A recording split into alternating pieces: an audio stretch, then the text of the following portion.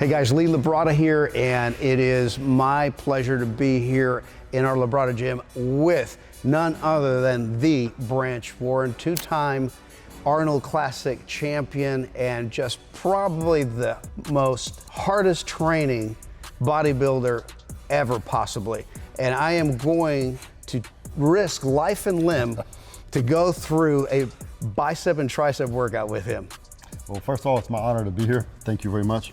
I've been in your facility several times before, trained here, and thank you for inviting me in and doing the podcast, and I look forward to a great workout. So it's going to be a lot of fun. So I got to admit, I'm a little bit jealous because you got your own gym. I don't have that, so I'm a little bit jealous right now, but let's go tear it up. Let's do it. Let's go tear it up. All right, follow us, guys. You know, I like that you pay attention to warming up. I think that that's pretty critical. You know, a lot of times you see these guys, they'll just run into the gym and they'll just start loading up. Yeah. And I think that's where you set yourself up for trouble, you know? Absolutely. If you don't warm a muscle up, you get the joint, the tendon, everything warmed up, then you're way more likely to pull something, strain something. Exactly. Worse. Exactly. I think one of the most common injuries, especially as you get older, is shoulder injuries. Yes, true. And you think you can injure your shoulders if you, training arms, if you don't warm up the shoulders first? Probably less likely. Yeah. You know, definitely on chest and shoulder day, I warm up even more extensively. Absolutely. Even on back, I do, because anytime you train your body, you're involving your shoulder joint in some way, shape, or form. That's right. You know, your bicep tendon attaches up there. Yep. And everything you do is kind of, your body kind of ties into your shoulder. Yes. So I've been doing this for 20 years. Yeah, you can't train your bicep or your tricep without that shoulder joint being involved somehow, right? Anything upper body, basically. Yeah, that's good thinking. So I think I attribute that, you know, I'm 50 years old now. Yeah. I still feel really good. And I think, you know, because you look amazing. I train, I warm everything up so good, and I always did. I think that's one of the reasons I'm still functional. And otherwise, and free of injury. I'd be walking around I'd be in a wheelchair. I'm sitting here with these little weights. I feel like I'm participating in a 1980s aerobics video with these little weights.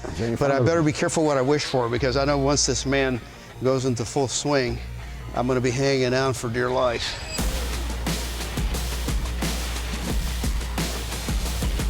I train by instinct. Okay. You know, I'm really warm. If you're warm, you're ready. I might make a big jump. Yeah. You know, if we're just getting started here. Yeah. So we're going to take it a little bit slower. Got it. Take my time. Yep. Something I never did. I never rushed. Yeah, don't rush it, right? When I was competing, sometimes we might do 7, 8 sets. Yeah. Light. Yeah. Before we actually started getting heavier weight. That makes sense. I felt like I was completely warmed up. Yes. And ready. I never rushed it. That's good. So. That's smart.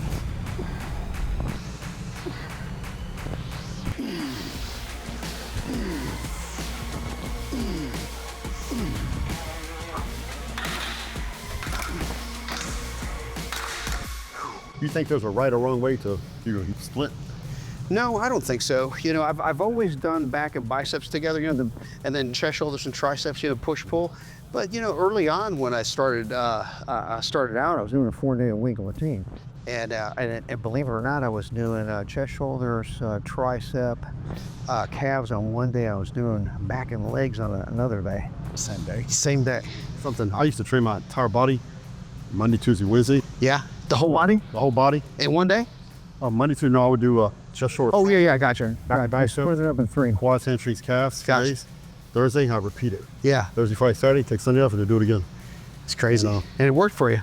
It worked. Yeah. So when I finally started taking, you know, splitting it up more, I think it was better. I recovered better. Right. It was, that's how I did it for a long time.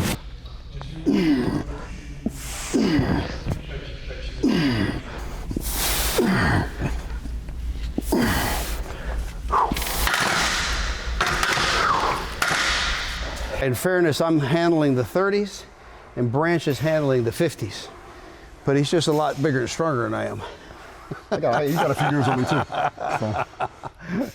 All right. Sometimes I've noticed the older I get, the less the weight seems to get moved. Well, and you know what though? You got to hit what's good is you got to know your limits, right? 100%. Now you haven't hit any of those yet. But I'm 65, and so you got to think about those things as you get older. You know, you want to work with weights that are not excessively taxing your tendons and your connective tissue. You know, so work hard and work heavy, but work smart. I fed him salmon, beans, and rice.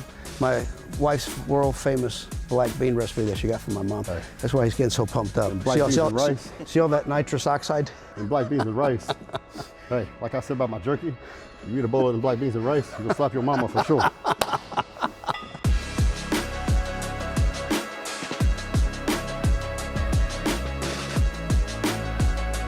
I noticed that when you get to the top of the movement, you hold it, you know, that peak contraction before letting it back down. Absolutely. Do you do that on many exercises? It depends. Okay. You know, curls, you know, things like this, I think it definitely, I feel it more. Okay. You know, if I'm doing like a press or something for my chest, I don't. Okay. Not because it's not good, just because my elbows are got a lot of wear and tear on them. Okay. And so I don't lock out. Like if I'm doing a press, I don't lock out all the way. I come to about right there. I think, you know, in the early days before I had elbow surgeries and everything else. Yeah. You know, You've had some elbow surgeries, right? Yeah, both of them. Okay. So, you know, the early days, yeah, I used to, you know, get a full contraction, squeeze, come down, right, all right. that. But, you know, as you get older, yeah, you adapt your training style. So yeah, you're not crippled in the morning. Yep. Yep. You know what they say? Stimulate, don't annihilate, right? Annihilate.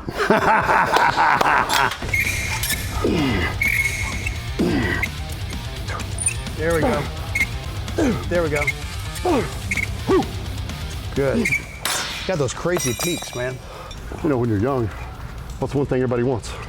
The peak on the bicep, right? The bicep. I remember seeing pictures early on of Arnold Schwarzenegger and Robbie Robinson's bicep peaks. Yep. I was always impressed with both of those.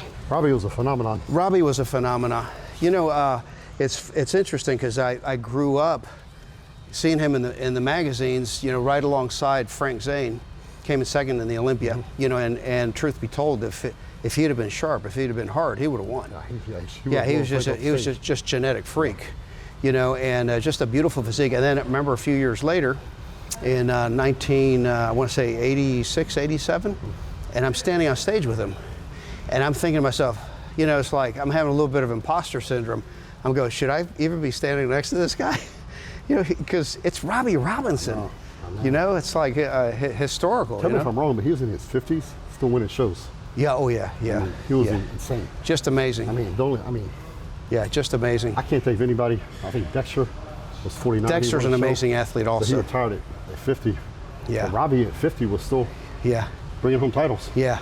So in his 50s, so. Yeah, it's really, really cool. You know, Hunter had the honor of standing next to Dexter at his first Olympia. Yeah. And Dexter was so kind to him because Dexter was on the way out. That was his last Olympia. And this was Hunter's first. He was a rookie. He was wet behind the ears. And, you know, he really took him under his wing and was just coaching him and stuff in the lineup, you know? That's cool. Yeah, it was really cool. Yeah, I got to be very close with Dexter over the years. He's a good guy. I battled with him probably more than your fair share, yeah. So. That guy was always in condition. Always brought it. Always brought it, right? All right, man, let's go.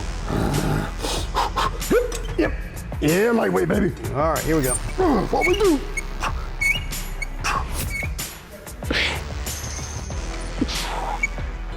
Good.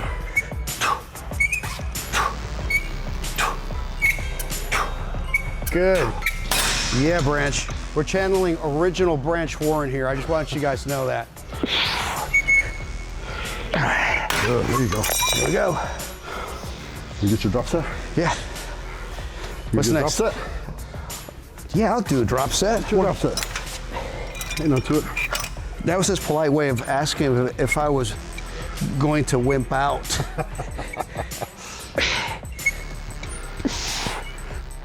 When Branch Warren asks you to do a drop set, you do a drop set.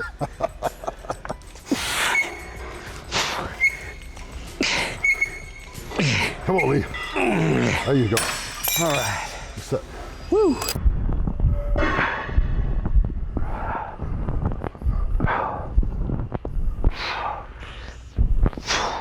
Good. Dang it, I knew he was going to do that. Remember, it's not stimulate, it's annihilate. Oh, we do, baby. Come on now. Yeah. Ain't no lightweight.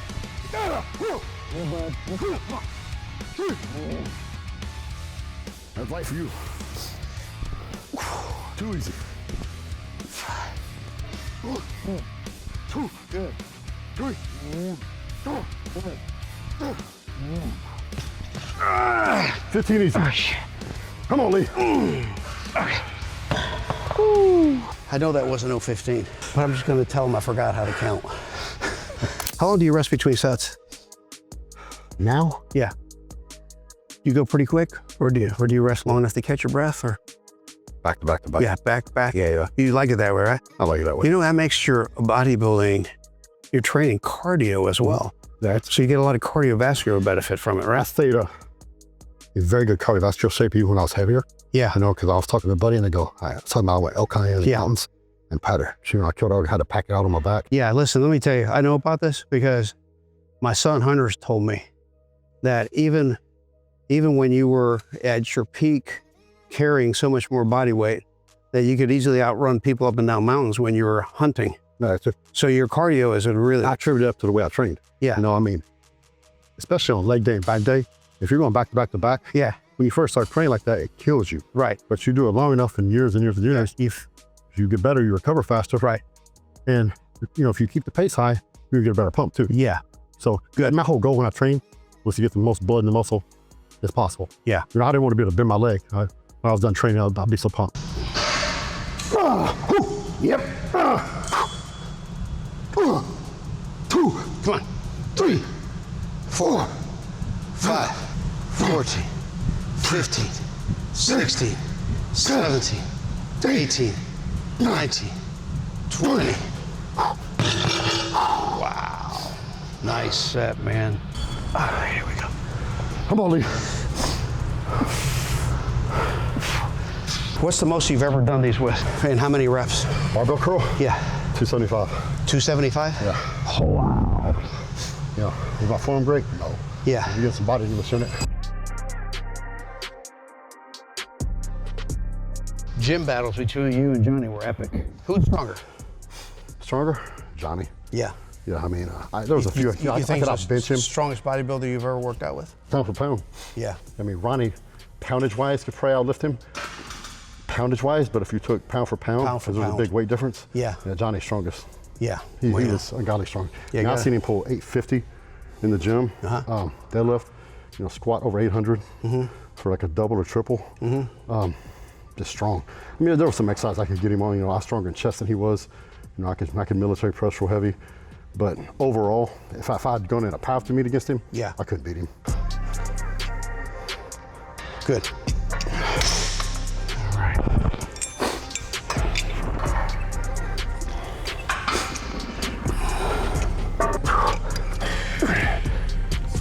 Good wrench.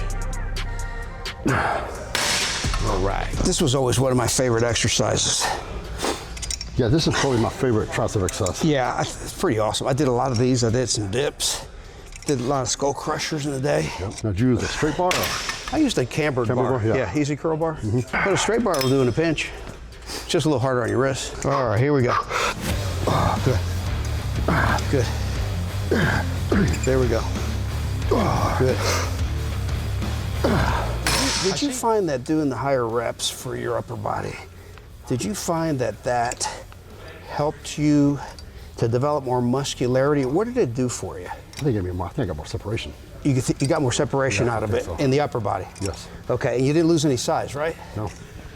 No, I towards the end of my career, did I get any bigger? Yeah. Probably not, but you know, you're 38, 39, 40 years old. Right. I mean, I didn't really You didn't need to get bigger. So You just needed more muscle quality. that's all. So that's what you worked at. That's what I worked at. Okay, got it. You know, I brought that intensity and just did. Now legs, from day one, it was heavyweight and high reps. Yeah. I know that sounds kind of contradictory. No, but I can you know what I'm talking about. I can believe it. I mean, it was, you know, I remember. 20 plates for 16 reps. Yeah. Kind of stuff. Yeah, we hit. You know, Brian would throw us curveballs. Sometimes, I mean, we're squatting one day. He put 315 on the bar and said 50 reps. Oh, geez. And we're like, 50, 50, right? I'm like, he looks at me, he goes, the Tom Platz? Tom Platz special. Well, so fast forward a few years after that, and all these crazy workouts we do. Yeah. We had a workout, we did it for 6 weeks. It was 50 reps on leg extension, superset with 10 reps on the free weight squat. Every set we put another plate on. We ended up with 500 pounds. And that's, you know, your superset back and forth. Yeah, yeah. Well, at first you fail miserably, right? Right. I got like 1 rep with 500. Right. Well, 6 weeks later, I can do like 12. Wow. And do the stack on the extensions. That's amazing. And I said, well, you come up with this stuff. And that's when I didn't realize, you know, Brian's from Michigan. Yeah, powerlifting territory. He used to talk about his gym every day. And there's this guy, a bunch of guys in there training, and one guy was way bigger than the rest of them. And a guy came out and said, hey kid, I see you standing through the window, why don't you come inside and work out? Yeah. Well, it's Tom Platz. Wow. And so Tom That's took Brian a under his crazy wing, story. taught Brian how to train. So all these crazy leg workouts that Ronnie did, we They did. came from Tom Platz. Came from Tom Platz. Small Brian. wonder. Small wonder. So- Platz is an amazing athlete. I've known Branch since he was 18 years old. 18. 18 years old. He competed in my show way back in the day. Of course, he won everything. You know, he wins not only the teenage, which is what he went there for, but he wins the novice and the open, and pissed everybody off. Yeah. So somebody I tell you earlier was a little backstory on that deal. We're at the weigh-in on Friday night. Yeah. And the guy on one of the heavyweights, you know, I don't know if you probably remember this, but you had the TV cameras there, local TV station. Yeah. And they were going to go down the whole lineup. Yeah. Said everybody hit a shot, and I think Milos was guest posing. Right. Along with yourself. And Milos was going to, you know, hit several shots. Well, this guy at the end steps out, and he steps in front of everybody. And won't let, so he's the only one being shown on film. Then he stands next to Milos and starts hitting shots. Well, he stepped in front of me.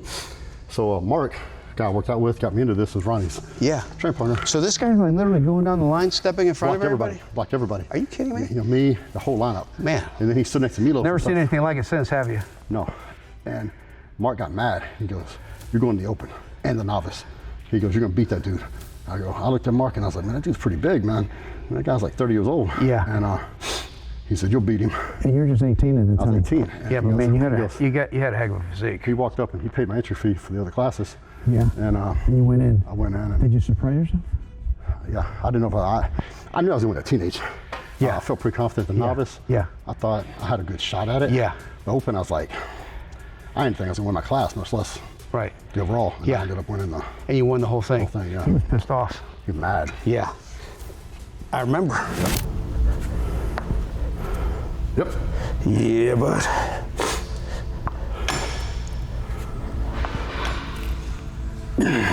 Good.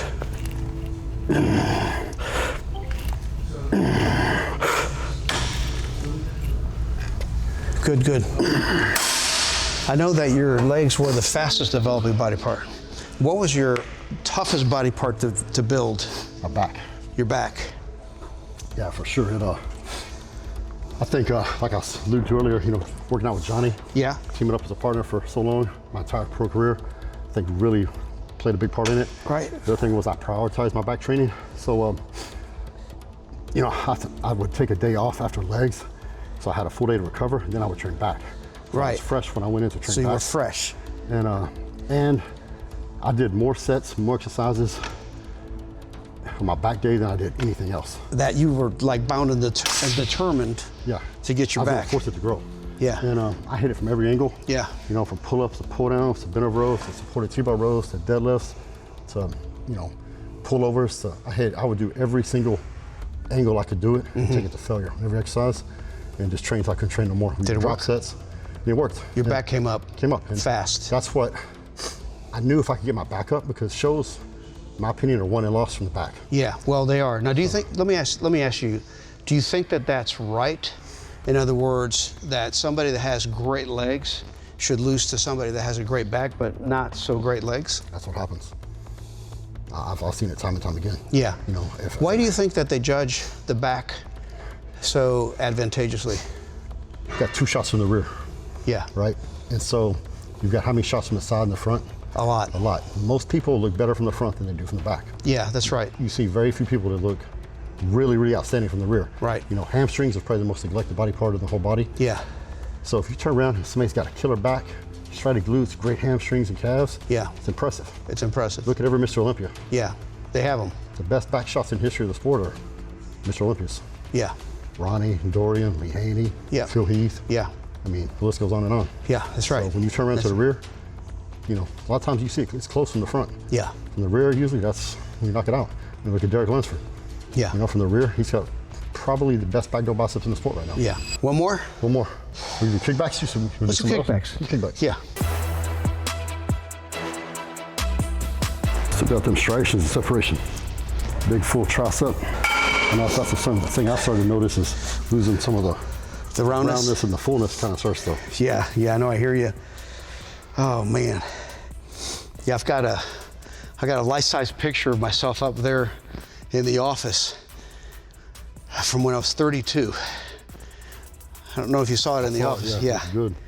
And yeah, you look at it and you go, man. I know.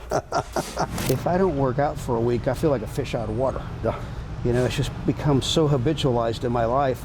And you know, and it's a virtuous habit, right? It's what it becomes what you do. It's just what you do. Exactly. And it's like get up in the morning, brushing your teeth, and It's like getting brushing your dressed. teeth. Yeah, just what you do. It's what you do. I mean, the difference is it's not the priority that it was once upon a time, Exactly. but it's part of my life. I But do it you every find day. a way to get it in. Absolutely. Yeah, even if it's not as long and the weights aren't as heavy, but you still get in there and you stimulate. I don't miss competing. Yeah, I don't either. I miss training the way I used to. Yeah. Being able to train like that, that was fun. Yeah, That was fun. with those massive weights. Yeah, that was fun. Well, that and then, you know, just being able to see yourself in a mirror in your prime. Yeah, that was nice. It's an amazing thing. It's It is. And it's an amazing thing that to be able to develop a human body like that to that extent, you know, to I that think, level. you know, too, it's just, you know, when I get done training, I go home, I'll be completely exhausted. Yeah, And I felt great.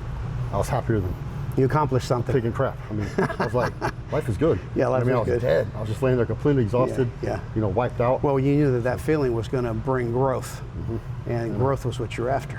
I missed that. That was fun. Yeah, that I was missed fun. battling in the gym. I missed it was just it was fun.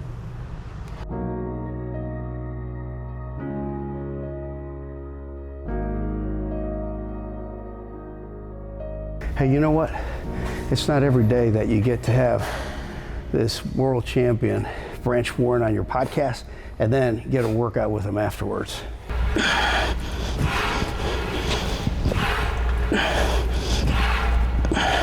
Good.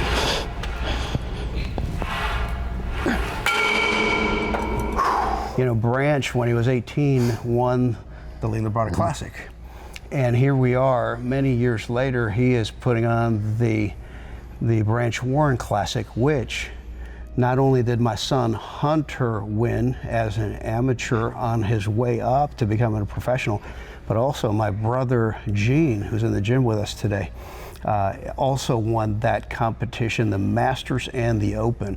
So it's really interesting how things come full circle. So guys, want to thank you so much for joining us today for our bicep and tricep workout with none other than the champ, Branch Warren.